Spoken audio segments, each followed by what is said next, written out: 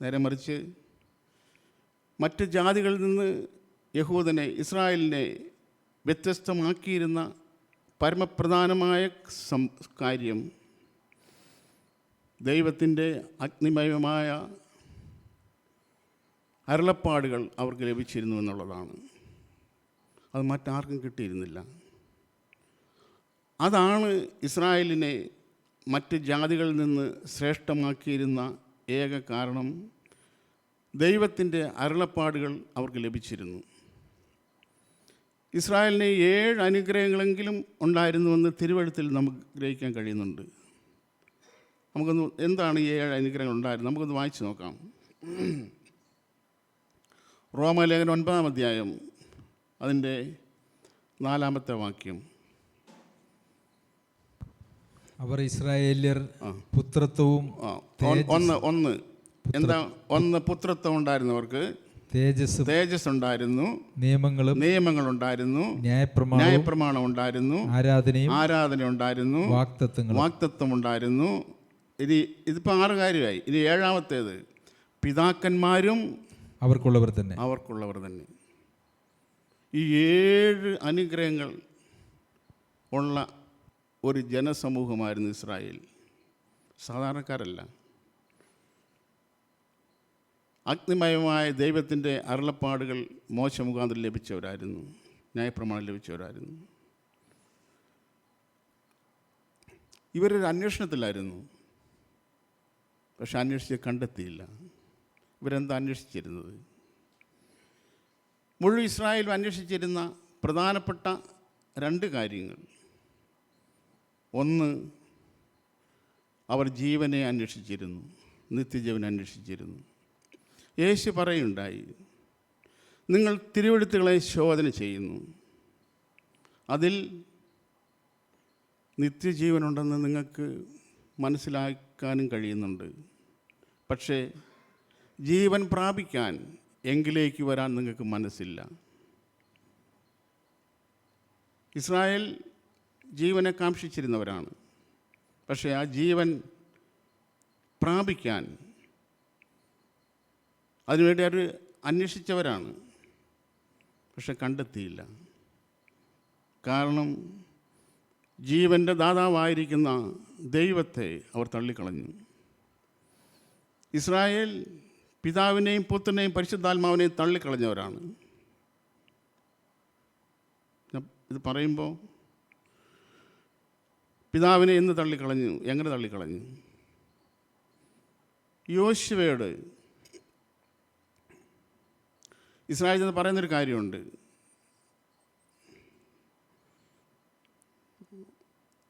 ഞങ്ങൾക്കൊരു രാജാവിനെ വേണം. താൻ ദൈവത്തിൻ്റെ അടുത്ത് നിന്ന് പറഞ്ഞു, ഇതാ ഇസ്രായേൽ ജനം ഇങ്ങനെയാണ് പറയുന്നത്. ലോകത്തിലുള്ള എല്ലാ ജാതികൾക്കും രാജാക്കന്മാരുണ്ട്. അവരും അത് കണ്ടിട്ടുണ്ട്. അവർക്കും അറിയാം ലോകത്തിലെ എല്ലാ ജാതികളിലും രാജാക്കന്മാരുണ്ട്. അതുകൊണ്ട് തങ്ങൾക്കും ഒരു രാജാവിനെ വേണമെന്ന് അവരുടെ താല്പര്യം. ദൈവം പറഞ്ഞു, ഓക്കെ, അവർ നിന്നെയല്ല എന്നെയാ തള്ളിക്കളഞ്ഞത്. അവർ പറഞ്ഞ പോലെ അവർ രാജാവിനെ വാഴിച്ചു കൊടുക്കാൻ പറഞ്ഞു. അവർ ആരെ തള്ളിക്കളഞ്ഞു? പിതാവായ ദൈവത്തെ തള്ളിക്കളഞ്ഞു. പുത്രനായ യേശു ക്രിസ്തുവിനെ പിലാത്തോസ് ചോദിച്ചു, നിങ്ങൾക്ക് ആരെ വിട്ടു തരണം, ബറബാസിനെയോ യേശുവിനെയോ? അവർ പറഞ്ഞു, ഞങ്ങൾക്ക് ബറബാസിനെ മതി. അവർ യേശുവിനെ തള്ളിപ്പറഞ്ഞു.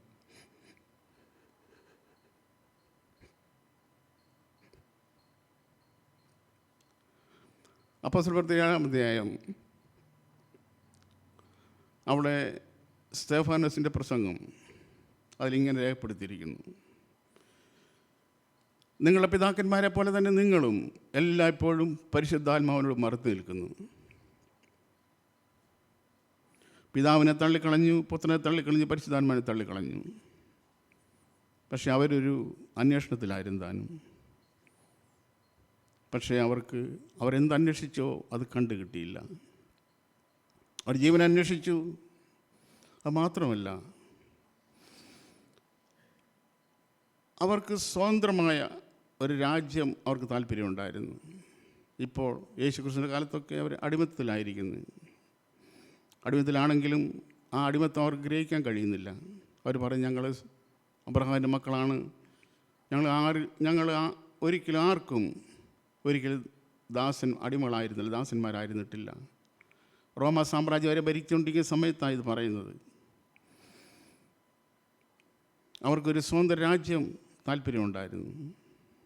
അതുകൊണ്ടാണ് കർത്താവിനോട് ശിഷ്യന്മാർ ചോദിച്ചത്, കർത്താവേ, നീ ഈ കാലത്താണോ ഇസ്രായേലിൻ്റെ രാജ്യം യഥാസ്ഥാനത്താക്കുന്നത്? അവർ ജീവൻ അന്വേഷിച്ചിരുന്നു, രാജ്യം അന്വേഷിച്ചിരുന്നു, പക്ഷെ അവർക്ക് കണ്ടെത്താൻ കഴിഞ്ഞില്ല. രണ്ടാമത്തെ ഭാഗം നമ്മൾ റോമാലേഖനം 11-ാം അധ്യായത്തിൻ്റെ 7-ാമത്തെ വാക്യത്തിൽ നമ്മൾ വായിച്ച, ഇസ്രായേൽ താൻ തിരഞ്ഞത് പ്രാപിച്ചില്ല. അവരനേക കാര്യങ്ങൾ തിരഞ്ഞെടുത്തു. അപ്പോസ്തല പ്രവൃത്തി 2-ാം അധ്യായത്തിൽ ആ പരിശുദ്ധാത്മാവിൻ്റെ പകർച്ചയുണ്ടായ സെഹ്യോൻ മാളിമുറിയിൽ, ആ മാളിമുറിയിൽ വെച്ച് അവർ പറയുന്നത് പുതുവീഞ്ഞ് കുടിച്ചവരാണ്. അതെങ്ങനെ പറയുന്നത്?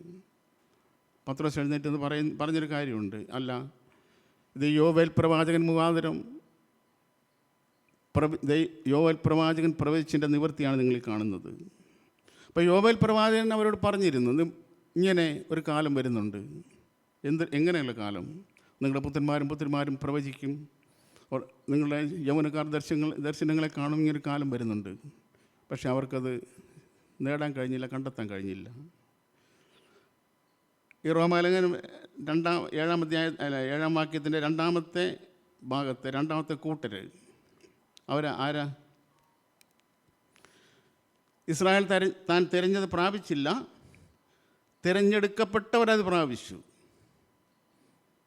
തിരഞ്ഞെടുക്കപ്പെട്ടവർ പ്രാപിച്ചു. ആരാ തിരഞ്ഞെടുക്കപ്പെട്ടവർ? നാം ഇന്ന് ഈ കാര്യം ചിന്തിക്കുമ്പം, കേൾക്കുമ്പോൾ, പറയുന്ന ഞാനും കേൾക്കുന്ന നിങ്ങളും, നാം ഇതിലേത് കൂട്ടത്തിലായിരിക്കുന്നു എന്ന് ഉറപ്പ് വരുത്തണം. നാം ഏത് കൂട്ടത്തിലായിരിക്കുന്നു? നാം വളരെ വളരെ നാം ശക്തമായി നാം മനസ്സിരുത്തി ചിന്തിക്കുകയും പ്രവർത്തിക്കുകയും ചെയ്യേണ്ട കാലമായത്. കാരണം ഈ ദൈവത്തിൻ്റെ വചനം എന്ന് പറയുന്നത് സ്വർഗവും നരകവും തമ്മിൽ ഉള്ള ഫൈറ്റിങ്ങാണ്. ജീവനും മരണവും തമ്മിലുള്ള പോരാട്ടമാണ്. അതുകൊണ്ട് തന്നെ ഇതിനെ ലഘുവായി തള്ളിക്കളയാൻ പറ്റത്തില്ല. നാം നമ്മളെ തന്നെ പരിശോധിക്കുക. നാം അക്ഷരിക ഇസ്രായേലരല്ല. അതുകൊണ്ട് ആ ഗ്രൂപ്പിനെ നമുക്ക് ഒഴിവാക്കാം. രണ്ടാമത്തെ ഗ്രൂപ്പ് തിരഞ്ഞെടുക്കപ്പെട്ടവർ അത് പ്രാപിച്ചു. നാം തിരഞ്ഞെടുക്കപ്പെട്ടവരാണോ? മൂന്നാമത്തെ ഗ്രൂപ്പ് എന്താ? അവരുടെ ശേഷമുള്ളവർ. നാം തിരഞ്ഞെടുക്കപ്പെട്ടവരാണോ ശേഷമുള്ളവരാണോ? ഈ രണ്ട് ഗ്രൂപ്പുണ്ട്. ഇവിടെ നമ്മളെല്ലാവരും ഒന്നുകിൽ തിരഞ്ഞെടുക്കപ്പെട്ടവരാണ്, ഇല്ലെങ്കിൽ കഠിനപ്പെട്ടവരാണ്. ഏത് എന്ന് ദൈവവചനത്തിൻ്റെ വെളിച്ചത്തിൽ നമുക്ക് നമ്മെ സ്വയശോധന ചെയ്യാൻ കഴിയണം. തിരഞ്ഞെടുക്കപ്പെട്ടവർ എന്താ അവരുടെ പ്രത്യേകത? യോഹന്നാൻ്റെ സുവിശേഷത്തിൽ യേശു പറഞ്ഞ ഒരു വാക്ക് ആദ്യം നമുക്ക് വായിക്കാം. അവിടെ യേശു പറയുണ്ടായി, യോഹന്നാൻ്റെ സുവിശേഷം 17-ാം അധ്യായത്തിൻ്റെ 14-ാമത്തെ വാക്യം ഒന്ന് വായിക്കുമോ? ഞാൻ അവർക്ക് നിന്റെ വചനം കൊടുത്തിരിക്കുന്നു. ഞാൻ ലൗകികനല്ലാത്തതുപോലെ അവരും ലൗകികന്മാരല്ലായകൊണ്ട് ലോകം അവരെ പകച്ചു. മതി. അപ്പോൾ യേശു ക്രിസ്തുവിനാൽ തിരഞ്ഞെടുക്കപ്പെട്ടവരുടെ ഒരു കാര്യമാണ് ഈ എഴുതിയിരിക്കുന്നത്. ആ തിരഞ്ഞെടുക്കപ്പെട്ടവർക്ക് വേണ്ടി യേശു ക്രിസ്തു പിതാവിനോട് പ്രാർത്ഥിക്കുന്ന പ്രാർത്ഥനയാണ് മുകളിൽ കാണുന്നതൊക്കെ. എന്നിട്ട് യേശു പറയുന്നു, പിതാവേ, ഞാനവരെ തിരഞ്ഞെടുത്തു ലോകത്തിൽ നിന്ന്. അവരുടെ പ്രത്യേകത, ഞാൻ ലൗകികനല്ലാത്തതുപോലെ അവരും ലൗകികർ അല്ല, അവർ ലൗകികരല്ല. അപ്പം തിരഞ്ഞെടുക്കപ്പെട്ടു എന്നതിൻ്റെ ഒന്നാമത്തെ ലക്ഷണം, തെളിവ്, നാം ലൗകികരോ അല്ലയോ എന്നുള്ളതാണ്. യേശു പറയുന്നു, ഞാൻ തിരഞ്ഞെടുത്ത ഇവർ ലൗകികരല്ല. ആരെപ്പോലെ ലൗകികരല്ല? ഞാൻ ലൗകികനല്ലാത്തതുപോലെ തന്നെ ഇവരും ലൗകികരല്ല. ഇനി 1 യോഹന്നാൻ്റെ ലേഖനം 3-ാം അധ്യായത്തിൻ്റെ 14-ാമത്തെ വാക്യം. 1 യോഹന്നാൻ 3:14. നാം മരണം വിട്ട് ജീവനിൽ കടന്നിരിക്കുന്നുവെന്ന് സഹോദരന്മാരെ സ്നേഹിക്കുന്നതിനാൽ നമുക്ക് അറിയാം. സ്നേഹിക്കാത്തവൻ മരണത്തിൽ വസിക്കുന്നു. അപ്പോൾ നാം തിരഞ്ഞെടുക്കപ്പെട്ടവരാണ്, മരണം വിട്ട് ജീവനിൽ കടന്നിരിക്കുന്നവരാണ്. അതെങ്ങനെ അറിയുന്നത്? അതറിയാനുള്ള ഒരു ടെസ്റ്റ് അവിടെ പറഞ്ഞിരിക്കുന്നത്. നമ്മൾ എന്ത് ചെയ്യണം? നമ്മൾ സഹോദരന്മാരെ സ്നേഹിക്കുന്നവരാണെങ്കിൽ നാം എന്തുവാ? നാം തിരഞ്ഞെടുക്കപ്പെട്ടവരുമാണ്, ദൈവത്തിന് മക്കളായി തീർന്നവരാണ്. നാം തിരഞ്ഞെടുക്കപ്പെട്ടിരിക്കുന്നു എന്നുള്ളതിൻ്റെ തെളിവ്, നാം എല്ലാ ദിവസവും അല്ലെ സൺഡേ മീറ്റിങ്ങിന് വരുന്നുള്ളത് അതിൻ്റെ തെളിവൊന്നുമല്ല. എല്ലാ ആഴ്ചയിലും വരണം, അതാണ് ദൈവവചനം പറയുന്നത്. അല്ലെങ്കിൽ നമ്മുടെ കുടുംബ പ്രാർത്ഥന ഉണ്ടെന്നുള്ളതോ നമ്മൾ ഫാസ്റ്റിംഗ് പ്രയർ ഉണ്ടെന്നുള്ളത്, ഇതൊന്നും അതിൻ്റെ തെളിവുകൾ, അതിനെ ബൂസ്റ്റ് ചെയ്യുന്ന കാര്യങ്ങളൊക്കെ തന്നെയാണ്. പക്ഷേ അതൊന്നും വേണ്ടെന്നൊന്നുമല്ല. പക്ഷേ നമ്മളിൽ ഇത് എല്ലാം ചെയ്യുമ്പോഴൊക്കെ തന്നെ ഇതെല്ലാം ചെയ്യുമ്പോഴും നമുക്ക് ലൗകികരായിരിക്കാൻ കഴിയും. അല്ലെങ്കിൽ നമുക്കിങ്ങനെ യോഹന്നാൻ്റെ 1-ാം ലേഖനത്തിൽ തന്നെ ഇങ്ങനൊരു പരാമർശമുണ്ട്. സഹോദരന്മാരെ, ബ്രദർ വായിച്ചതിന് തൊട്ട് മുകളിലാണ് എൻ്റെ ചിന്ത. സഹോദരന്മാരെ, ലോകം നിങ്ങളെ പകയ്ക്കുന്നുണ്ടെങ്കിൽ, ഇപ്പോൾ വായിച്ചതിന് തൊട്ട് മുകളിലുള്ള സഹോദരന്മാരെ, ലോകം നിങ്ങളെ പകയ്ക്കുന്നുവെങ്കിൽ ആശ്ചര്യപ്പെടരുത്. അപ്പോൾ ലോകം നിങ്ങളെ പകയ്ക്കുന്നുണ്ടെങ്കിൽ ആശ്ചര്യപ്പെടരുത്. എന്താ കാരണം ആശ്ചര്യപ്പെടാൻ? എന്താന്ന് പറയുന്ന കാര്യം എന്താ? നാം മരണം വിട്ട് ജീവനിൽ കടന്നിരിക്കുന്നു. അപ്പോൾ യേശു ഐഹിക ജീവിതകാലത്ത് ഈ ലോകത്തിലായിരിക്കുമ്പോൾ തന്നെ യേശു പറഞ്ഞു, ഇവർ ലൗകികരല്ല, ഇവരെ ലോകത്തിൽ നിന്ന് എടുക്കണമെന്നല്ല യേശു പിതാവിനോട് പ്രാർത്ഥിച്ചത്. അങ്ങ് പറ്റത്തുമില്ല. നേരെ മറിച്ച് ദുഷ്ടൻ തൊടാതെ ഇവരെ കാത്തുകൊള്ളണം. കാരണം ഇവർ ലൗകികരല്ല. അതേ യോഹന്നാൻ്റെ എഴുത്തിൽ തന്നെ യോഹന്നാൻ പറയുന്നു, ലോകം എന്തു ചെയ്യും? നമ്മൾ ചിന്തിക്കുന്നത് തിരഞ്ഞെടുക്കപ്പെട്ടവരാണോ, തിരഞ്ഞെടുക്കപ്പെട്ടവരുടെ യോഗ്യത, അല്ലെങ്കിൽ തിരഞ്ഞെടുക്കപ്പെട്ടവരെങ്ങനെയുള്ളവരായിരിക്കും എന്നുള്ളതാണ് ഇവിടെ ദൈവത്തിൻ്റെ പരിശുദ്ധാത്മാവ് രേഖപ്പെടുത്തിയിരിക്കുന്നത്. അതാണ് നമ്മൾ പറയുന്നത്. അപ്പോൾ തിരഞ്ഞെടുക്കപ്പെട്ടവർ ലൗകികരല്ല, അല്ലെ ലൗകികരാണെങ്കിൽ അവർ തിരഞ്ഞെടുക്കപ്പെട്ടവരുമല്ല എന്നാണ് അതിൻ്റെ മറുവശം. രണ്ടാമത്തെ കാര്യം, ലോകം നിങ്ങളെ പകയ്ക്കുന്നുണ്ടോ? അതോ ലോകവും ഞാനും തമ്മിൽ ഫ്രണ്ട്ഷിപ്പിലാണോ, സൗഹൃദത്തിലാണോ? ലോകം എന്നെ പകയ്ക്കുന്നില്ലെങ്കിൽ, ലോകത്തെ ഞാൻ പകയ്ക്കുന്നില്ലെങ്കിൽ ഞാൻ തിരഞ്ഞെടുക്കപ്പെട്ടവനല്ലേ അല്ല. ആണെന്നുള്ള രീതിയൊക്കെ നമുക്ക് അവലംബിക്കാം. നാം തിരഞ്ഞെടുക്കപ്പെട്ടവരാണെങ്കിൽ ലോകം നമ്മളെ പകയ്ക്കും. പ്രിയ സഹോദരന്മാരെ, ഒരു 75 കൊല്ലം മുമ്പ് പെന്തക്കോസ്ത് പ്രസ്ഥാനത്തിൻ്റെ വേരോട്ടം മധ്യ തിരുവിതാംകൂറിൽ നടക്കുന്ന കാലം ഇന്നത്തെ പോലൊന്നും അല്ലായിരുന്നെന്ന് എൻ്റെ കേട്ടുകേൾവി, ഞാൻ കണ്ടിട്ടില്ല. പക്ഷേ എനിക്ക് ഏറെക്കുറെ ഊഹിക്കാൻ കഴിയുന്നുണ്ട്. വളരെ വളരെ വില കൊടുത്ത ഒരുത്തൻ അന്ന് പെന്തക്കോസ്ത് പ്രസ്ഥാനത്തിൽ വരുന്നത്. ഇന്നത്തെ പോലെ വെറുതെ ഇങ്ങനെ ഒന്നുമല്ല. 1-2 സംഭവങ്ങൾ എൻ്റെ മാതാപിതാക്കൾ പറഞ്ഞൊക്കെയുള്ള അറിവ് എനിക്കുണ്ട്. അത് 1-2 കാര്യം ഞാൻ നിങ്ങളുടെ മുമ്പിൽ വെക്കാം. നിങ്ങൾക്ക് ഒരുപക്ഷെ കേട്ടിട്ടുണ്ടായിരിക്കും. ലോകം പകയ്ക്കുമോ എന്നുള്ളതിൻ്റെയാണ്. ഒരു മർത്തോമ കുടുംബത്തിൽ ഒരു പെങ്കൊച്ചിൻ്റെ കല്യാണ നിശ്ചയം. അവരുടെ അടുത്ത വീട്ടിലെ അയലോക്കാരനായിരുന്ന പെന്തക്കോസ് വിശ്വാസിയെയും ആ കല്യാണ നിശ്ചയത്തിന് ക്ഷണിച്ചു. ആ സഹോദരനും ആ വീട്ടിൽ ചെന്നു. ഈ പയ്യൻ്റെ വീട്ടുകാർ കല്യാണം ഉറപ്പിക്കാൻ വേണ്ടി ആ വീട്ടിൽ വരുന്ന സമയത്ത് ഈ പെന്തക്കോസ് വിശ്വാസിയായ ഈ മനുഷ്യനെ കാണുന്നു. അവരാ പെങ്കൊച്ചിൻ്റെ അപ്പനോട് പറഞ്ഞു, ഈ മനുഷ്യനെ ഇവിടെ നിന്ന് ഒഴിവാക്കിയില്ലെങ്കിൽ ഞങ്ങൾ ഈ കല്യാണ നിശ്ചയത്തിന് ഇരിക്കത്തില്ല. അവസാനം വിളിച്ചിട്ട് വന്നതാണ് പെങ്കൊച്ചിൻ്റെ കല്യാണം നടക്കാൻ വേണ്ടി.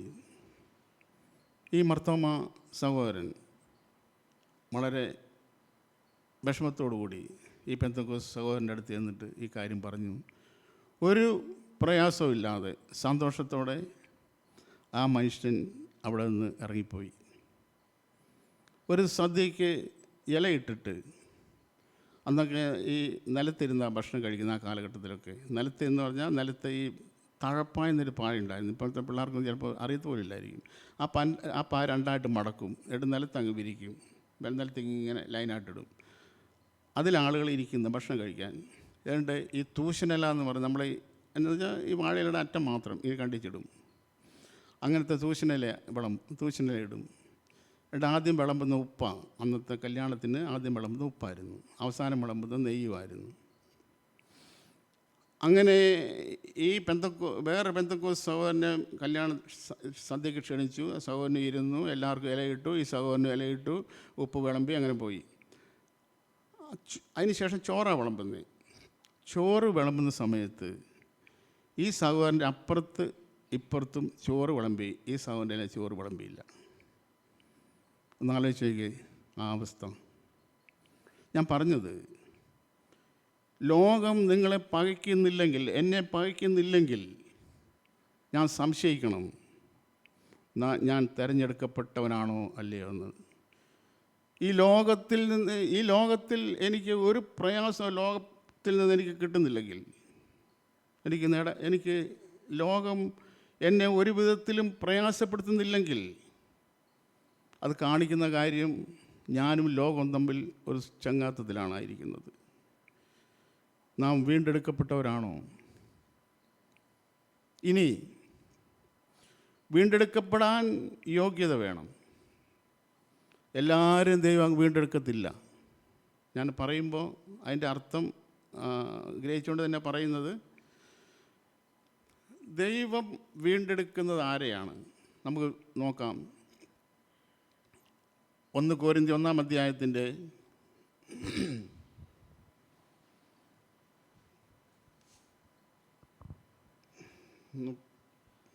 27-ാമത്തെ വാക്യം.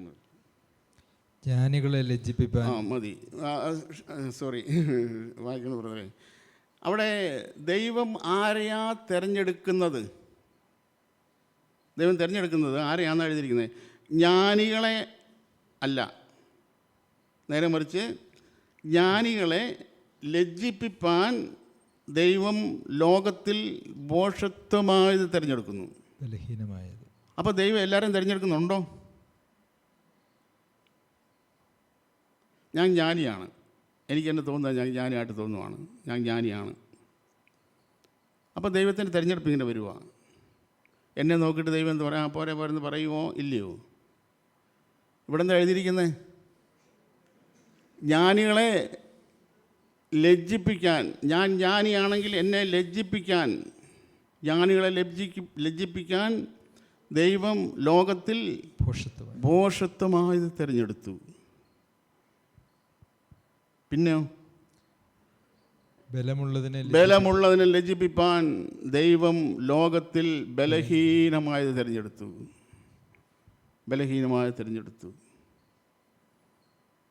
എനിക്ക് ബലമുണ്ടെന്ന് ഞാൻ തന്നെ അവകാശപ്പെടുവാണെങ്കിൽ, ഈ മുമ്പേ വായിച്ച വാക്യം നാം മറന്നു പോകരുത്. ഇസ്രായേലിൻ്റെ അനുഗ്രഹങ്ങൾ അവരുടെ ഊറ്റം കൊള്ളുന്ന അതിലായിരുന്നു. ഞങ്ങൾക്ക് പിതാക്കന്മാരുണ്ട്. യേശുവിനോട് പോലും പറഞ്ഞു, ഞങ്ങൾ പരസംഗത്താൽ ജനിച്ച മക്കളല്ല ഞങ്ങൾ. അബ്രഹാം ഞങ്ങൾക്ക് പിതാവായിട്ടുണ്ട്. യേശു അപ്പം അവരോട് പറഞ്ഞ മറുപടി, നിങ്ങൾ അബ്രഹാമിൻ്റെ മക്കളാണെങ്കിൽ അബ്രഹാം ഇങ്ങനെ ചെയ്തില്ലല്ലോ. അവരൂറ്റം കൊള്ളുന്നതിലായിരുന്നു. അബ്രഹാം ഞങ്ങൾ പിതാവായിട്ടുണ്ട്. അപ്പോൾ ഇവിടെ നമ്മൾ വായിച്ച ബലമുള്ളതിനെ ലജ്ജിപ്പിപ്പാൻ, അങ്ങനെ എന്തെങ്കിലും അവകാശപ്പെടാൻ ഒന്നുമില്ലാത്തവനെ, ഒന്നുമില്ലാത്തവളെ, ഒന്നും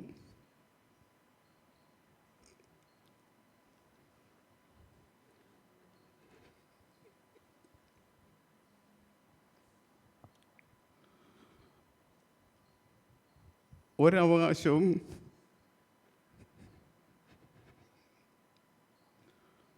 പറയാനില്ല. ആ രൂത്ത് പറയുന്ന ഒരു വാക്യമുണ്ട്, ഒരു വാചകമുണ്ട്, ഞാൻ പലപ്പോഴും ചിന്തിച്ചിട്ട് സന്തോഷത്തിലുള്ള ഒരു വാക്കാണ് രൂത്ത് പറയുന്നത്. രൂത്ത് ബോവസിനോട് പറയുന്നൊരു കാര്യമുണ്ട്, ഒരു വാക്ക്. നിൻ്റെ ദാസിമാരിൽ ഒരുത്തിയെപ്പോലല്ല ഞാൻ എന്ന് പറയുമ്പോൾ, നിൻ്റെ ദാസിമാരൊക്കെ യഹൂദ പെമ്പിള്ളാരാണ്, യഹൂദ്യ സ്ത്രീകളാണ്, അവർ ഇസ്രായേലിയരാണ്. നിൻ്റെ ദാസിമാരിൽ ഒരുത്തിയെപ്പോലെ അല്ല എങ്കിലും ഇവൾ മോവാബി സ്ത്രീയാണ്. നിനക്കെന്നോട് നീ എന്നെ ആശ്വസിപ്പിക്കുകയും അടിയനോട് ദയയായി സംസാരിക്കുകയും ചെയ്യുവാൻ തക്കവണ്ണം എന്നോട് നിനക്ക് കൃപ തോന്നിയല്ലോ എന്ന് പറയും. എന്നോട് നിനക്ക് കൃപ തോന്നി. ഇവക്ക് എന്താ പ്രശംസിക്കാനുള്ളത്? ഒന്നുമില്ല, ഒന്നും പ്രശംസിക്കാനില്ല. പ്രശംസിക്കാൻ എന്തെങ്കിലും ഉള്ളവരെ ദൈവം മാറ്റി നിർത്തി. എന്നിട്ടൊന്നും പ്രശംസിക്കാനില്ലാത്ത, എഫേസ്യരിൽ നാം വായിക്കുന്നല്ലോ നമ്മുടെ അവസ്ഥ. നാം ഇസ്രായേൽ പൗരതയോട് സംബന്ധമില്ലാത്തവരായിരുന്നു, വാഗ്ദത്തത്തിൻ്റെ നിയമങ്ങൾക്ക് അന്യരായിരുന്നു, പ്രത്യാശയില്ലാത്തവരായിരുന്നു, ലോകത്തിൽ ദൈവമില്ലാത്തവരായിരുന്നു. അവൻ തുടങ്ങുന്നത് ഇങ്ങനെ: ആ കാലത്ത് നിങ്ങൾ ക്രിസ്തുവിനെ കൂടാതെയുള്ളവരും ഇസ്രായേൽ പൗരതയോട് സംബന്ധമില്ലാത്തവരും വാഗ്ദത്തത്തിൻ്റെ നിയമങ്ങൾക്ക് അന്യരും പ്രത്യാശയില്ലാത്തവരും ലോകത്തിൽ ദൈവം ഇല്ലാത്തവരുമായിരുന്നു എന്ന് ഓർത്തുകൊള്ളുവീൻ. പ്രിയ സഹോദരന്മാർ, നമുക്കെന്താ ഓർക്കാനുള്ളത്? ഈ പറഞ്ഞത് മാത്രമേ ഓർക്കാനുള്ളൂ. ക്രിസ്തുവിനെ കൂടാതെയുള്ളവരായിരുന്നു, ഇസ്രായേൽ പൗരതയോട് സംബന്ധമില്ലാത്തവനായിരുന്നു ഞാൻ, നമ്മളെ ഓരോരുത്തരും. ഒരു പ്രത്യാശയില്ലായിരുന്നു. പ്രത്യാശ എന്ന് പറയുന്നത് ഈ കാണുന്നതല്ല പ്രത്യാശ.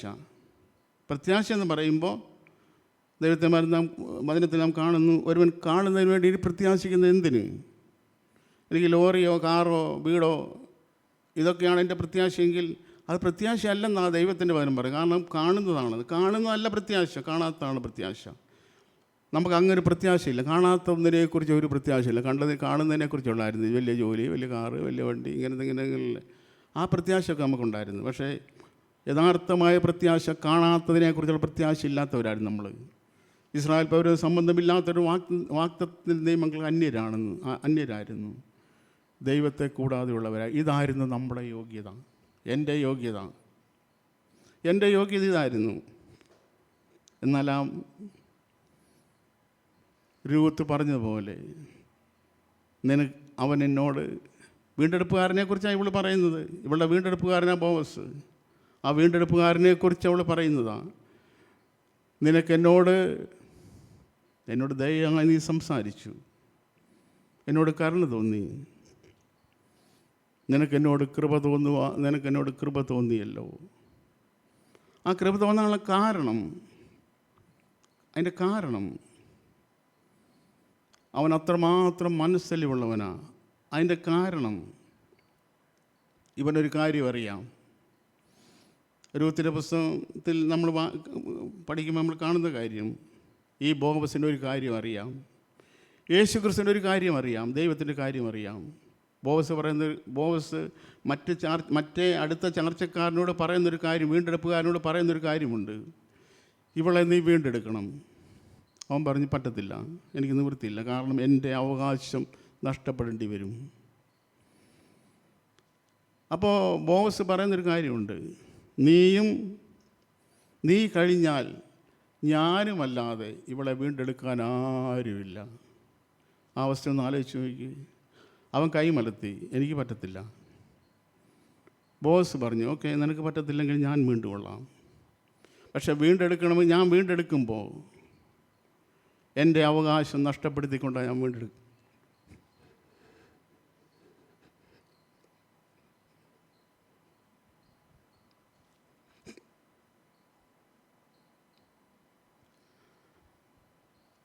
എൻ്റെ അവകാശം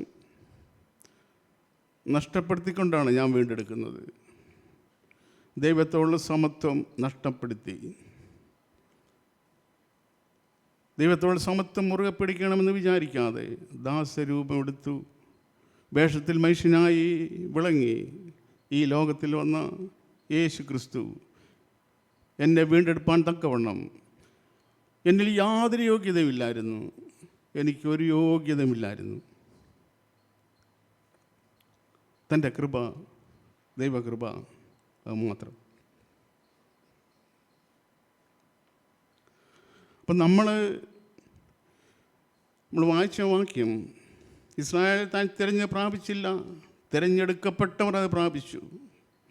നാം തിരഞ്ഞെടുക്കപ്പെടുവാൻ തക്കവണ്ണം യാതൊരു യോഗ്യതയും ഉള്ളവരായിരുന്നില്ല. എന്നാൽ ദൈവം നമ്മളെ തിരഞ്ഞെടുത്തു. ബലമുള്ളതിനെ ലജ്ജിപ്പിപ്പാൻ ബലഹീനമായി തിരഞ്ഞെടുക്കുന്ന ദൈവം.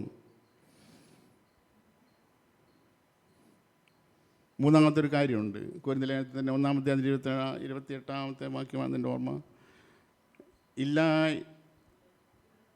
ഉള്ളതിനെ ഇല്ലായ്മ ചെയ്യുവാൻ ദൈവം ലോകത്തിൽ കുലഹീനവും നികൃഷ്ടമായതും ഏതുമില്ലാത്തതും തിരഞ്ഞെടുത്തു. ദൈവം കുലഹീനമായി തിരഞ്ഞെടുത്തു. ഇസ്രായേലിന് ഒത്തിരി കുല ശ്രേഷ്ഠത പറയാനുണ്ടായിരുന്നു.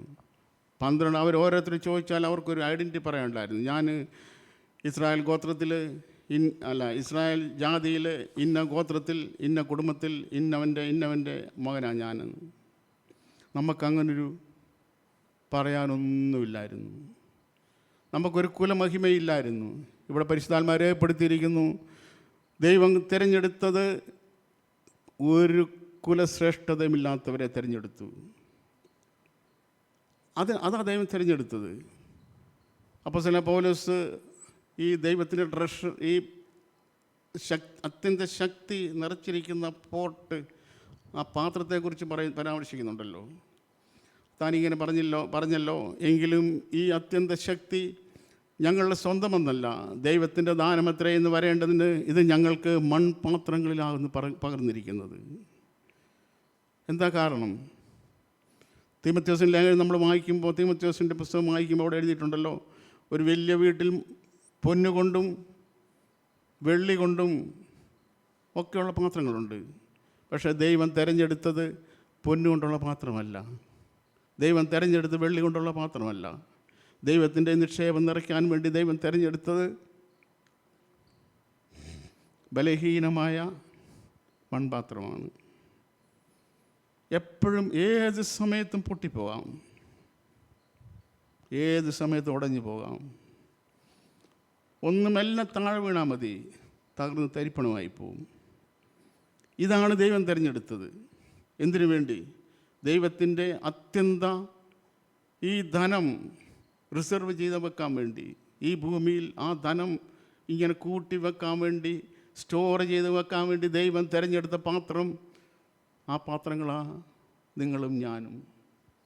അത് മൺപാത്രമാണ്, പ്രശംസിക്കാനൊന്നുമില്ല. പൊട്ടിപ്പോകാൻ വളരെ സാധ്യതയുണ്ട്, ഏത് സമയത്തും പൊട്ടിപ്പോകാം. പക്ഷെ ഒരിക്കൽ പോലും പൊട്ടിപ്പോകാതിരിക്കാൻ തക്കവണ്ണം ദൈവം തൻ്റെ കൈകളിൽ ഇതിനെ വഹിക്കുന്നു എന്നല്ലാതെ ഒന്നും പറയാനില്ല. അപ്പോൾ തിരഞ്ഞെടുക്കപ്പെട്ടവരാണ്, തിരഞ്ഞെടുക്കപ്പെട്ടവർ അത് പ്രാപിച്ചു. ഏത് പ്രാപിച്ചു? ഇസ്രായേൽ അന്വേഷിച്ച് കണ്ടെത്താതിരുന്നത് പ്രാപിച്ചു. ഇസ്രായേൽ അന്വേഷിച്ച് കണ്ടെത്താതിരുന്നത് അവർ ക്രിസ്തുവിനെ അന്വേഷിച്ചവരായിരുന്നു. അതുകൊണ്ട് യോഹന്നാൻ സ്നാപകൻ 2 ശിഷ്യന്മാരെ യേശുവിൻ്റെ അടുത്ത് വിട്ട് ചോദിക്കുന്നു, വരാനുള്ള നീയാണോ അതോ ഞങ്ങൾ മറ്റൊരുത്തനെ കാത്തിരിക്കണോ? അപ്പോൾ ഒരുത്തൻ വരും എന്നുള്ള ആ താല്പര്യം ഇസ്രായേലിനുണ്ടായിരുന്നു. അവർ കാത്തിരുന്നവരാണ്, ക്രിസ്തുവിന് വേണ്ടി കാത്തിരുന്നവരാണ്. അത് മാത്രമല്ല, ഈ 3 സയൻറ്റിസ്റ്റ്, ഈ നക്ഷത്രം കണ്ട 3 പേര് ഹെരോദാവിൻ്റെ കൊട്ടാരത്തിൽ വന്ന് ചോദിക്കുന്നുണ്ടല്ലോ, ഈ യഹൂദന്മാരുടെ രാജാവായി പിറന്നവൻ എവിടെ? ഞങ്ങൾ കിഴക്ക് അവൻ്റെ നക്ഷത്രം കണ്ടിരിക്കുന്നു. രാജാവ് അത്യന്തം ഭ്രമിച്ചു എന്നൊക്കെ അവിടെ രേഖപ്പെടുത്തിയിരിക്കുന്നു. രാജാവ് അത്യന്തം ഭ്രമിച്ചു. 2 മഹാപുരോഹിതന്മാരൊക്കെ വിളിച്ചു വരുത്തി. അവരോട് ചോദിക്കുന്നൊരു ചോദ്യമുണ്ട്, ക്രിസ്തു എവിടെ ജനിക്കുന്നത്? അവർക്കൊരു സങ്കോചമില്ല, അവർക്ക് പറയാൻ കഴിയുമായിരുന്നു, ദാവീദിൻ്റെ പട്ടണമായ ബെത്ലഹേമിലാണ് ക്രിസ്തു ജനിക്കുന്നത്. അപ്പോൾ അവർ ക്രിസ്തുവിനെ കാത്തിരുന്നവരായിരുന്നു. ഇത് മാത്രമല്ല, ആ ശമരിക്കാരി സ്ത്രീയുമായിട്ടുള്ള യേശുവിൻ്റെ സംഭാഷണം, അവിടെ അവൾ യേശുവിനോട് പറയുന്നൊരു കാര്യമുണ്ട്, മശിഹ എന്ന് വെച്ചാൽ ക്രിസ്തു വരുന്നുവെന്ന് ഞങ്ങൾ കേട്ടിട്ടുണ്ട്, ഞങ്ങൾക്കറിയാം ക്രിസ്തു വരുന്നുണ്ട്. അവർ അത് കാത്തിരുന്നവരായിരുന്നു, അവരന്വേഷിച്ചവരായിരുന്നു. എന്നാൽ ഇസ്രായേൽ താൻ തിരഞ്ഞത് അന്വേഷിച്ചത് കണ്ടെത്തിയില്ല. പിന്നെ ആര് കണ്ടെത്തി? തിരഞ്ഞെടുക്കപ്പെട്ടവർ കണ്ടെത്തി. എഫേസ്യ ലേഖനം 1-ാം അധ്യായത്തിൻ്റെ ഒരു വാക്യം നമുക്ക് വായിക്കാം. എഫേസ്യ ലേഖനം 1-ാം അധ്യായം അതിൻ്റെ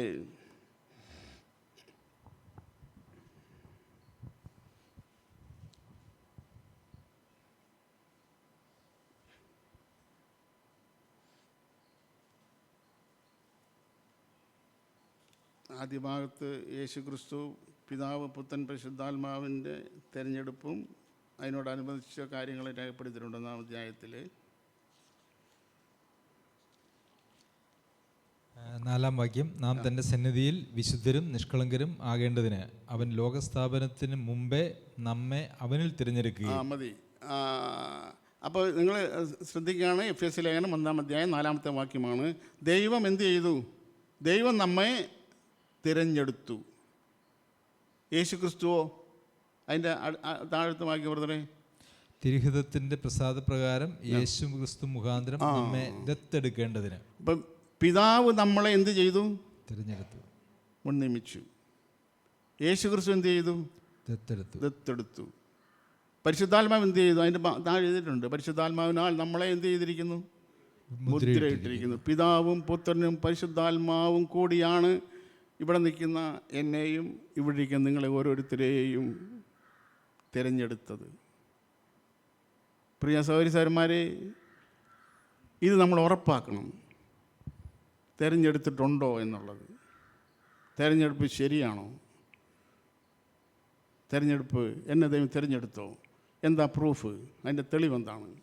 ലോകം നിങ്ങളെ പായിക്കുന്നുണ്ടോ? അതോ ഇങ്ങനെ സുഖകരമായ ജീവിതമാണോ? ഞാൻ പറഞ്ഞത് നാളെ രാവിലെ ആരെയും വെട്ടുകത്തിയും കൊണ്ട് നമ്മളെ കൊല്ലാം, അങ്ങനെയൊന്നുമല്ല ഞാൻ പറഞ്ഞത്. ആന്തരികമായിട്ട് ലോകത്തോടൊരു വിയോജിപ്പ്, ലോകത്തിൻ്റെ പാറ്റേൺ, ലോകത്തിൻ്റെ തത്വങ്ങളോട്, ലോകത്തിൻ്റെ ഒഴുക്കിനോട്, ലോകത്തിൽ കാണുന്ന കാര്യങ്ങളോട് നാമും ഇങ്ങനെ ഒത്തുപോകുവാണെങ്കിൽ നാം തിരഞ്ഞെടുക്കപ്പെട്ടവരോ എന്ന് നമ്മളെ തന്നെ പരിശോധിക്കുക. മൂന്നാമതൊരു കൂട്ടരെക്കുറിച്ച് പറഞ്ഞിരിക്കുന്നു. റോമാലേഖനം 11-ാം അധ്യായം 7-ാമത്തെ വാക്യത്തിൽ, കഠിനപ്പെട്ടവർ,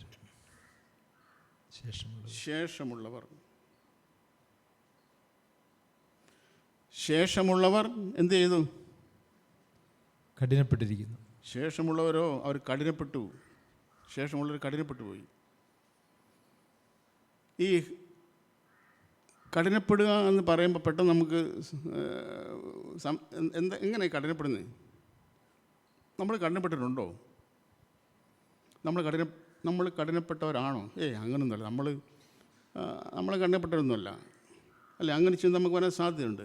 എന്താണ് കഠിനപ്പെടുക എന്ന് പറഞ്ഞാൽ? മോശയുടെ ഹൃദയത്തെ ദൈവം കഠിനപ്പെടുത്തി നമ്മൾ വായിക്കുന്നുണ്ട്, അല്ലേ? ഫറവോൻ്റെ ഹൃദയത്തെ ദൈവം കഠിനപ്പെടുത്തി. എന്നിട്ട് ദൈവം ശിക്ഷിക്കുകയും ചെയ്തു. ഈ കഠിനപ്പെട്ട ഫറവോനെ ദൈവം ശിക്ഷിക്കുകയും ചെയ്തു. നമ്മുടെ ഹൃദയം കഠിനപ്പെടാറുണ്ടോ? കഠിനപ്പെട്ടതാണോ? കഠിനപ്പെടുക എന്ന് പറഞ്ഞാൽ എന്താണ്? നമുക്ക് നോക്കാം. 81-ാം സങ്കീർത്തനം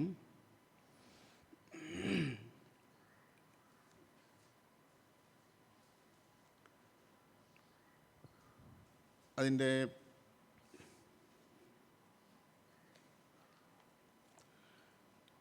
എന്നാൽ 11:12. എന്നാൽ എൻ്റെ ജനം എൻ്റെ വാക്ക് കേട്ടനുസരിച്ചില്ല, ഇസ്രായേൽ എന്നെ കൂട്ടാക്കിയതുമില്ല. അതുകൊണ്ട് അവർ സ്വന്തം ആലോചന പ്രകാരം നടക്കേണ്ടതിന് ഞാൻ അവരെ ഹൃദയകാഠിന്യത്തിന് ഏൽപ്പിച്ചു കളഞ്ഞു. നിങ്ങൾ ശ്രദ്ധിക്കണമെന്ന് ഞാൻ ആഗ്രഹിക്കുന്നു. ഹൃദയം കഠിനപ്പെടുക എന്ന് പറഞ്ഞാൽ വേറെന്തോ നമ്മുടെ ഹൃദയത്തിൽ സംഭവിക്കുന്നൊന്നും അല്ല അതിൻ്റെ അർത്ഥം. എന്താ ഇവിടെ എഴുതിയിരിക്കുന്നത്? സ്വന്തം താല്പര്യപ്രകാരം നടക്കാൻ ദൈവം, ഓക്കെ മോനെ, നിനക്ക് അങ്ങനെ ജീവിക്കാനുള്ള താല്പര്യം, നീ അങ്ങനെ ജീവിച്ചു, ശരി മോളെ, നിൻ്റെ വഴിയിൽ നടക്കാനല്ലേ നിനക്ക് താല്പര്യം, നീ അങ്ങനെ തന്നെ പൊക്കൂ.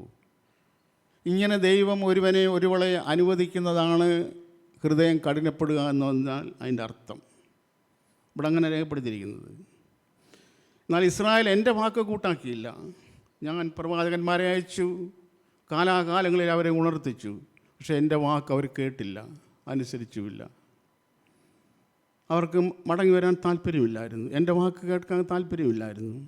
ഓക്കെ, അതുകൊണ്ട് ദൈവം ചെയ്തത് അവരുടെ താല്പര്യം എന്താണോ ആ താല്പര്യത്തിന് ജീവിക്കാൻ ദൈവം അവരെ അനുവദിച്ചു, ദൈവം അവരെ വിട്ടുകളഞ്ഞു. ഈ ലോകത്തിൽ പ്രിയ സഹോദരന്മാരെ ഏറ്റവും വലിയ വേദനാജനകമായ അനുഭവം എന്ന് പറയുന്നത് നമുക്ക് ക്യാൻസർ വരുന്നതല്ല, സാമ്പത്തിക ഞെരുക്കം വരുന്നതല്ല, പട്ടിണി വരുന്നതല്ല. ഈ ലോകത്തിൽ ഏറ്റവും വേദനാജനകമായ കാര്യം ദൈവം ഒരുവനെ കൈവിട്ട് കളയുന്നതാണ്. ദൈവം ഒരുവനെ കൈവിട്ട് കളയുന്നതാണ്. അക്ഷരീയ ഇസ്രായേൽ മരുഭൂമിയിൽ കിടന്ന കൂടെ നടന്നു പോയി അക്ഷരീയ ഇസ്രായേൽ, ദൈവവും അവരെ കൈവിട്ട് കളഞ്ഞെന്ന് എഴുതിയിരിക്കുന്നു. അവർക്ക് പക്ഷേ ദൈവം ഒരു പ്രൊവിഷനും മുടക്കിയില്ല. ദൈവം അവർക്ക് കൊടുത്തിരിക്കുന്ന ഒരു നന്മയും ദൈവം തിരിച്ചെടുത്തില്ല. എല്ലാ 40 വർഷവും നേരം വെളുക്കുമ്പം നേരം വെളുക്കുമ്പം മന്ന ഉണ്ടായിരുന്നു, അതിന് ദൈവം മുടക്കം വരുത്തിയില്ല.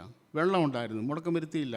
പിച്ചള സർപ്പം ഉണ്ടായിരുന്നു, അഗ്നിസർപ്പം കടിച്ചാൽ നോക്കാൻ വേണ്ടി, അത് മാറ്റാൻ മോശയോട് പറഞ്ഞില്ല. ഇതൊന്നും ചെയ്തില്ല. ഇതെല്ലാം സമൃദ്ധിയായിട്ടുണ്ടായിരുന്നു.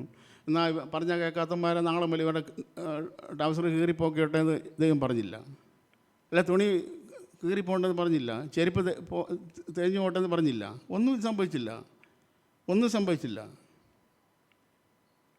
ഇത് ഒരു ദൃഷ്ടാന്തമാണ്. പക്ഷെ ഒരു കാര്യം സംഭവിച്ചു. രണ്ട് പേരൊരു ആരും എന്തിനു വേണ്ടി ആയിരുന്നോ ദൈവം അവരെ വിളിച്ചത് അവിടെ എത്താൻ കഴിയാതെ പോയി.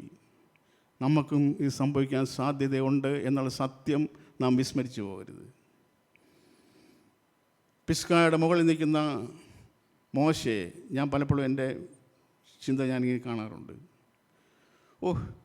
എന്തൊരു വേദന നിറഞ്ഞ കാഴ്ചയായിരിക്കും. ദൈവം മോശെ കലകനത്തിൻ്റെ അവിടെ വെച്ച് നീ എന്നെ അനുസരിക്കാതിരുന്നത് കൊണ്ട് നീ കനാനിൽ പ്രവേശിക്കത്തില്ല. പക്ഷെ ദൈവം ഒരു കരുണ ചെയ്തു. ഇസ്രായേൽ ജനത്തിന് അവകാശമായി ദൈവം കൊടുക്കാനുള്ള കനാൻ മോശയ്ക്ക് ദൈവം കാണിച്ചു കൊടുത്തു. പിസ്ഗയുടെ മുകളിൽ കൊടുമുടിയിൽ കയറി മോശയും ദൈവവും കൂടെ നിൽക്കുന്ന ഒരു കാഴ്ച നമ്മുടെ മനോമുഖരത്തിൽ കാണാൻ കഴിഞ്ഞാൽ, മോശ മിസ്രൈം വിട്ട് ഓടിപ്പോയത് മുതൽ അല്ല, ഞാങ്ങണപ്പെട്ടിയിലെ കാലം മുതൽ മോശയ്ക്ക് ഓർമ്മ വെക്കാൻ കഴിയുമെങ്കിൽ, അല്ല അമ്മ മുലപ്പാൽ കൊടുത്ത് വളർത്തിയ ആ 3-4 വയസ്സ് പ്രായത്തിലെ ഓർമ്മ തനിക്കുണ്ടെങ്കിൽ, മിസ്രൈമിലെ രാജാവിൻ്റെ ഫറവോൻ്റെ ഈ കോപം ഭയപ്പെടാതെ മിസ്രൈം വിട്ട് ഓടിപ്പോയ കാര്യം എല്ലാം അതുമുതൽ ഇങ്ങനെ ഓർക്കുന്നുണ്ടാവും. ഇതെല്ലാം സഹിച്ചത് ഈ കനാൻ നേടാൻ വേണ്ടിയായിരുന്നു. പക്ഷേ ഇപ്പോൾ ദൈവത്തിൻ്റെ കൂടെ മോശ നിന്നിട്ട് ദൈവം പറയുക, മോശ ദൈവം ആ കാണുന്നതാണ് കനാൻ. അതാണ് പിതാക്കന്മാർക്ക് വാഗ്ദത്തം ചെയ്ത ആ ദേശം. നീ അത് വേണമെങ്കിൽ കണ്ടു. മോശ കണ്ടു, മരിച്ചും പോയി, കടക്കാൻ കഴിഞ്ഞില്ല. 2 പേര് ആരും കടന്നില്ല. 2 പേര്, കാലേബ് യോശുവ, 2 പേര്. അവരെക്കുറിച്ച് എഴുതി അവർക്കോ വേറൊരു സ്വഭാവം ഉണ്ടായിരുന്നു. അവർക്കും ദാരിദ്ര്യം ഉണ്ടായിരുന്നു. അതോ ഈ 2 പേർക്ക് മരുഭൂമി കിടന്ന് നടന്നപ്പോൾ ദാഹമില്ല എന്ന് തോന്നുന്നുണ്ടോ? അവർക്കും ദാഹിച്ചു. അവർക്കും വിശന്നു, അവർക്കും പ്രയാസങ്ങളുണ്ടായി, എല്ലാവർക്കും ഉണ്ടായി. ഈ 2 പേർ ഒഴികെ ആരും കനാനിലെത്തിയില്ല. അവരും വിളിക്കപ്പെട്ടവർ തന്നെയായിരുന്നു എല്ലാ ഇസ്രായേലിലും. അപ്പോൾ നമ്മൾ രണ്ടാമത്തെ കൂട്ടരെക്കുറിച്ച് ചിന്തിച്ചു തരുന്നത് എന്താണ്? ഇസ്രായേൽ താൻ തിരഞ്ഞത് പ്രാപിച്ചില്ല, തിരഞ്ഞെടുക്കപ്പെട്ടവരത് പ്രാപിച്ചു. തിരഞ്ഞെടുക്കാൻ യാതൊരു യോഗ്യതയുമില്ലാതിരുന്ന എനിക്കും നിങ്ങൾക്കും അവർ തിരഞ്ഞത് ആ ക്രിസ്തുവും നിത്യജീവനും രാജ്യവും എല്ലാം അവകാശമായി തരുവാൻ പിതാവായ ദൈവത്തിന് പ്രസാദം തോന്നി. കാരണം നമുക്ക് പ്രശംസിക്കാനൊന്നുമില്ല. ഈ മൂന്നാമത്തെ കൂട്ടരെ കുട്ടി പറഞ്ഞിരിക്കുന്നു അവരുടെ ശേഷം മനുഷ്യര. എന്താ ഈ ശേഷം മനുഷ്യർ? ദൈവവചനത്തിൽ എന്താ ശേഷം മനുഷ്യരെക്കുറിച്ച് പറഞ്ഞിരിക്കുന്നത്? നമുക്ക് 1-2 വാക്യങ്ങൾ വായിക്കാം. ന്യായാധിപന്മാരുടെ പുസ്തകം 16-ാം അധ്യായത്തിൻ്റെ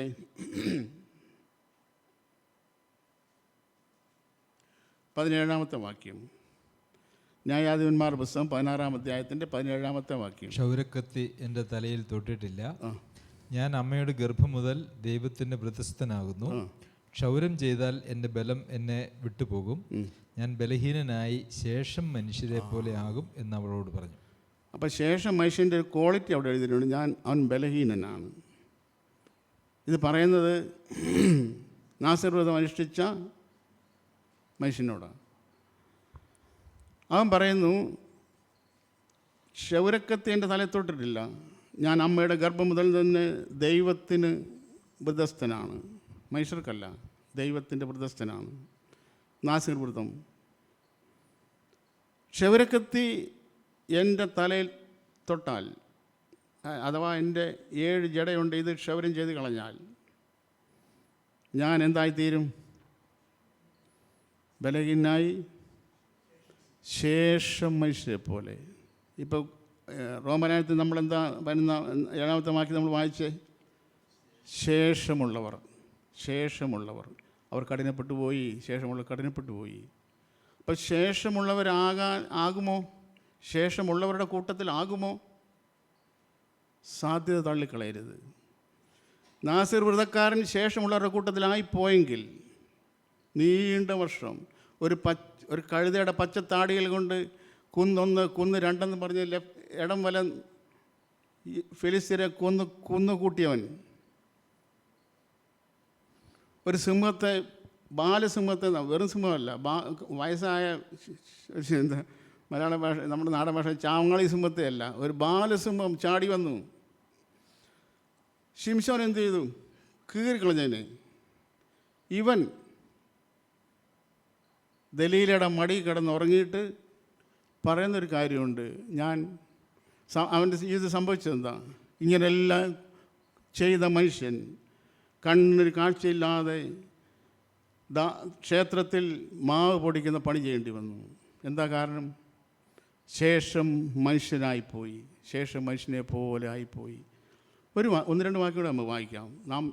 ഇത് നമ്മൾ പറയുന്നത്, നാം ഈ ശേഷം മനുഷ്യരുടെ കൂട്ടത്തിൽ ആകാൻ സാധ്യതയുണ്ട്. അങ്ങനെ ആയിട്ടുണ്ടെങ്കിൽ ഇന്നൊരു ദിവസം പിന്നെയും ദൈവം നിശ്ചയിച്ചിരിക്കുന്നു.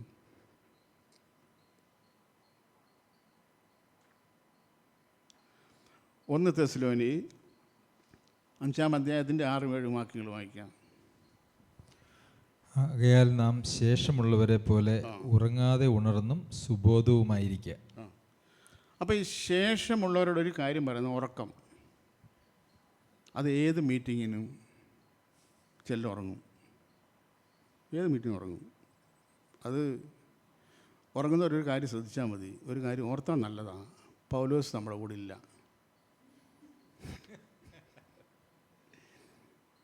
ഞാൻ പറഞ്ഞ് കുറേ പേർക്ക് മനസ്സിലായെന്ന് വിചാരിക്കുന്നു. അപ്പോൾ ഉറങ്ങുക എന്ന് പറഞ്ഞാൽ ഞാനൊരു ഇതിന് പറഞ്ഞതല്ല, നമ്മൾ വളരെ ഗൗരവത്തോടൊരു കാര്യമാണ് അത്. കാരണം നമ്മൾ ഉറക്കത്തിലായിപ്പോയാൽ അടുത്ത സ്റ്റെപ്പ് മരണത്തിലേക്കാണ്. ഉറക്കമെന്ന് പറഞ്ഞാൽ നമുക്ക് നമ്മളെക്കുറിച്ചുള്ള എല്ലാ സെൻസുകളും ഇല്ലാതെ പോയി. ഇല്ലാതെ എന്നേക്കുമായി നഷ്ടപ്പെട്ടു എന്നല്ല, നമ്മൾ ഉറങ്ങിക്കിടക്കുക. നല്ല മൂർഖം പാമ്പ് നമ്മുടെ മേത്തോടെ കയറി ഇങ്ങനെ അഴിഞ്ഞു പോകാമെന്ന് വെച്ചാൽ നമ്മൾ അറിയത്തില്ല.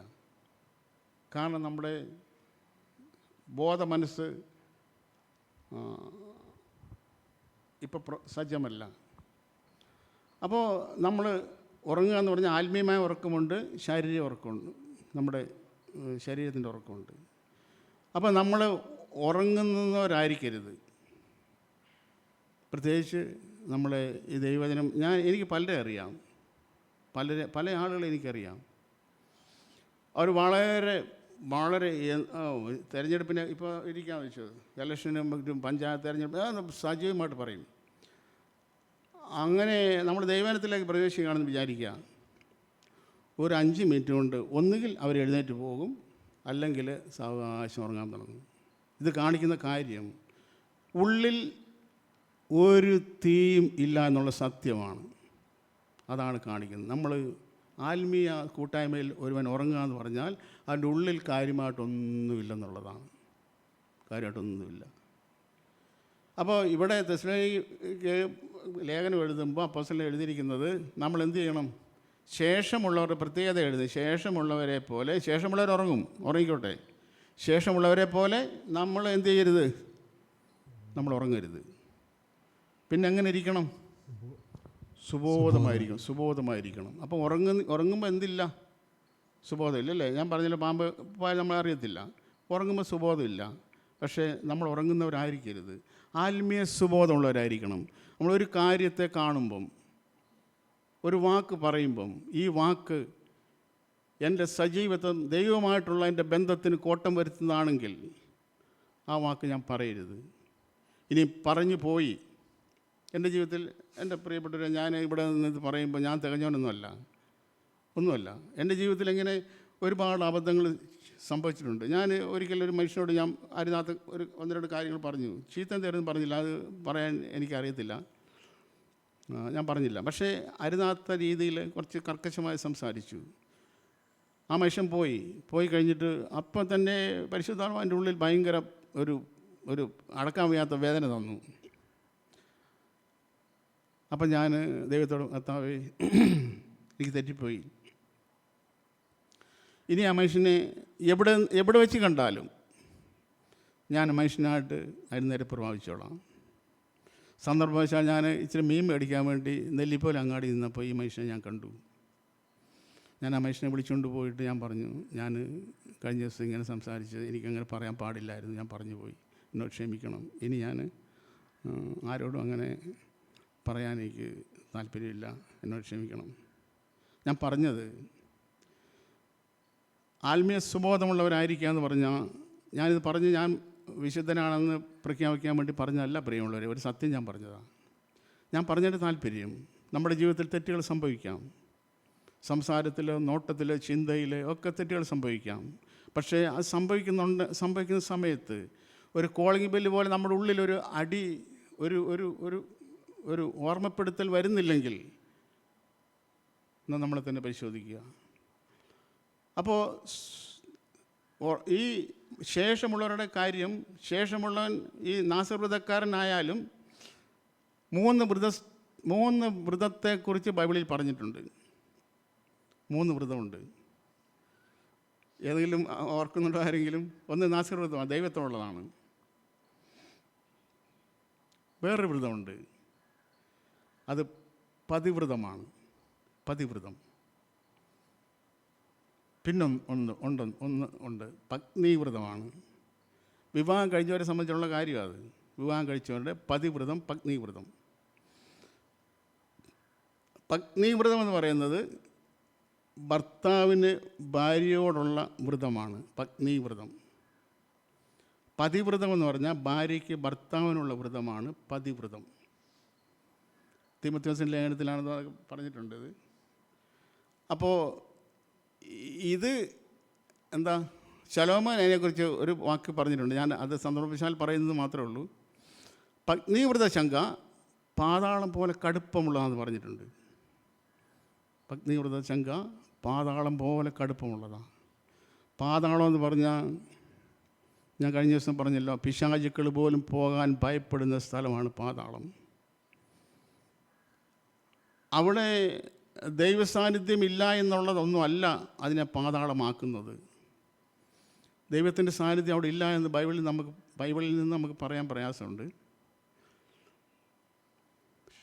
ദാവീദ് പറഞ്ഞത്, പാതാളത്തിൽ ഞാൻ എൻ്റെ കിടക്ക വിരിച്ചാലും എന്തുണ്ട്, നീ അവിടെ ഉണ്ട്. പക്ഷേ ഈ പാതാളത്തിലുള്ള ദൈവ സാന്നിധ്യത്തിൻ്റെ പ്രത്യേകത അത് ഞാൻ പറയാം. വേറെ എവിടെയുള്ള ദൈവത്തിൻ്റെ സാന്നിധ്യത്തിന് ദൈവത്തിൻ്റെ ദയയും കരുണയും കനിവും സ്നേഹവും എല്ലാം ഉണ്ട്. എന്നാൽ പാതാളത്തിലുള്ള ദൈവത്തിൻ്റെ ആ ദൈവ സാന്നിധ്യത്തിന് ഒറ്റ യോഗ്യതയുള്ളൂ, അത് ജസ്റ്റിസാണ്, നീതി മാത്രം, വേറൊന്നുമില്ല. ആ നീതിയുടെ മുമ്പിൽ ആയിരിക്കുക എന്ന് പറയുന്നത് അത്ര എളുപ്പമുള്ള കാര്യമല്ല. അപ്പം നമ്മൾ ശേഷമുള്ളവരെ പോലെ നാം എന്ത് ചെയ്യരുത്.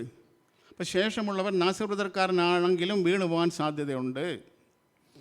രണ്ടാമത്തെ കാര്യം, നാം ഉറങ്ങരുത്. കിടന്നുറങ്ങുന്ന കാര്യമൊന്നെല്ലാം പറയുന്നത്, നാം എന്താ ആത്മീയ സുബോധം നഷ്ടപ്പെടുത്തിയവരായി നാം തീരരുത്. ഒരു വാക്യോടെ വായിക്കാം.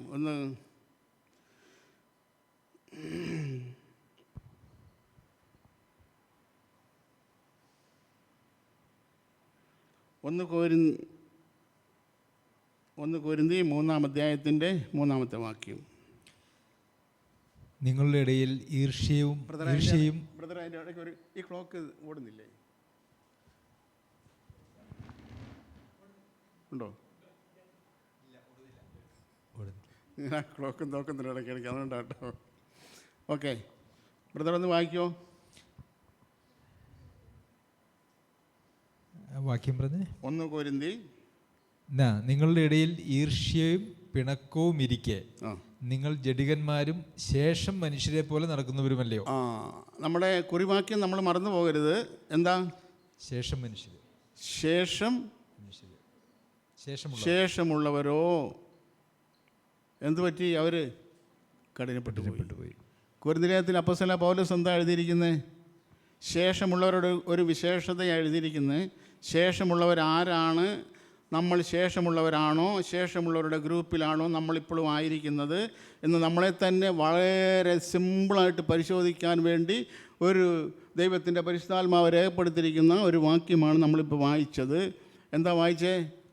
നിങ്ങളുടെ ഇടയിൽ ഈർഷ്യയും പിണക്കവും ഇരിക്കെ, അല്ലെങ്കിൽ നിങ്ങളുടെ ഇടയിൽ ഈർഷ്യയും പിണക്കവും ഒക്കെ ഉണ്ടെങ്കിൽ നിങ്ങൾ ആരാ? നിങ്ങൾ ജഡീകരാണ്, ശേഷം മനുഷ്യരാണ്. ശേഷം മനുഷ്യരുടെ എന്താ സംഭവിച്ചേ?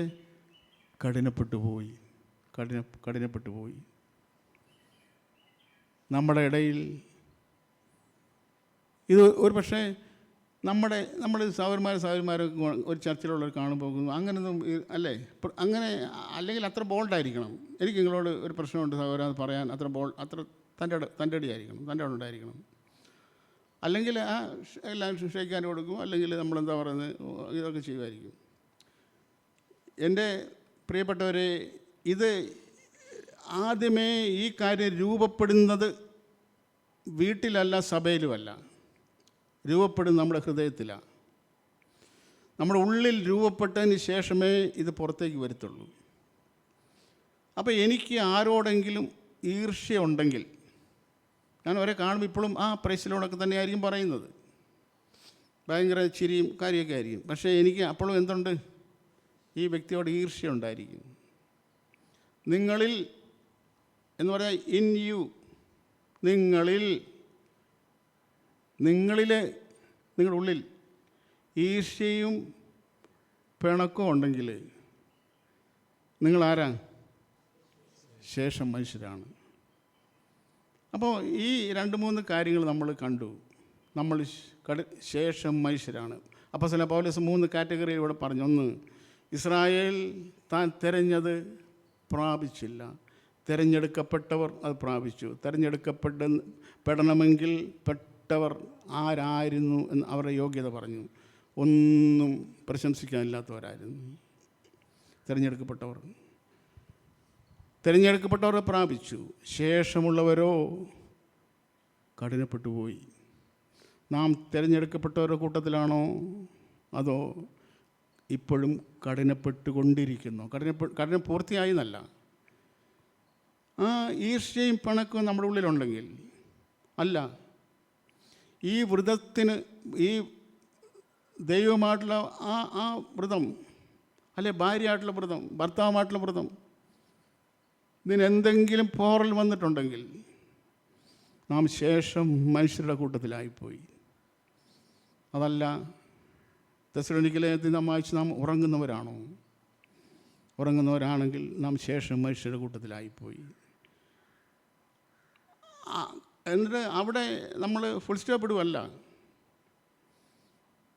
ദൈവം എത്രയോ കരുണയും ദീർഘക്ഷമയുള്ള ദൈവമാണ്.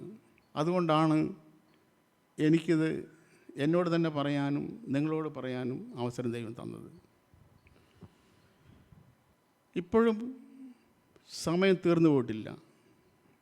അപ്പോൾ നമ്മുടെ ശലോമോൻ, ജ്ഞാനിയാരി ശലോമോൻ ഇങ്ങനെ എഴുതിയിരിക്കുന്നു: ചത്ത സിംഹത്തേക്കാൾ ജീവനുള്ള നായ നല്ലതാണ്. എന്താ പറഞ്ഞിരിക്കുന്നതിൻ്റെ അർത്ഥം എന്താണ്? സിംഹമായിരുന്നു, പക്ഷെ ചത്തുപോയി, ഇനി ഒരു പ്രത്യാശയ്ക്കും വഴിയില്ല. പക്ഷേ നായാണ്. നായയുടെ പ്രകൃതി അറിയാമല്ലോ, ഉത്തരവാദിത്ത ലേഖനത്തിൽ വായിക്കുന്നുണ്ടല്ലോ. നായ പലപ്പോഴും സ്വന്തം ഛർദ്ദിക്ക് തിരിയുന്നവനാണ് നായ. ഞാനൊരു നായാണെങ്കിൽ, ഒരു നായായിട്ടാണ് നാം ഇപ്പോഴും ആയിരിക്കുന്നതെങ്കിൽ നമുക്ക് പ്രത്യാശയുണ്ട്. പ്രിയമുള്ളവരെ, ചത്ത സിംഹത്തേക്കാൾ ജീവനുള്ള നായ നല്ലതാണ്. ദൈവം വിശ്വസ്തനാണ്.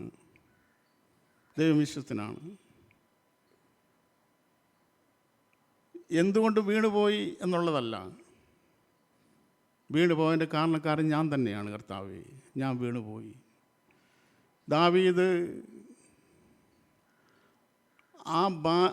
അവൻ കണ്ട് ആകർഷിക്കപ്പെട്ട ആ സ്ത്രീയുടെ സൗന്ദര്യത്തെ കുറ്റപ്പെടുത്തിയില്ല. അവൻ പറഞ്ഞു, ഞാൻ തന്നെ നിന്നോട് പാപം ചെയ്തു. ഈ ഒരു മനോബോധത്തോടു കൂടെ, കർത്താവേ, ഞാൻ തന്നെയാണ് കുറ്റക്കാരൻ. എൻ്റെ ഭർത്താവല്ല, ഭാര്യയല്ല, അല്ല എൻ്റെ അയൽവക്കക്കാരല്ല, എൻ്റെ ഓഫീസിലുള്ളവരല്ല, എൻ്റെ ജോലിക്കാരല്ല, ആരുമല്ല, ഞാൻ തന്നെയാണ് കുറ്റക്കാരൻ. ഈ മനോഭാവത്തോടുകൂടി ആര് ദൈവത്തെ സന്ധിക്കുമോ അവർക്ക് വേണ്ടി ദൈവം ഇന്നും യേശുവിനെ പരസ്യമായി നിർത്തിയിരിക്കുന്നു. ദൈവം നമ്മളെ സഹായിക്കട്ടെ.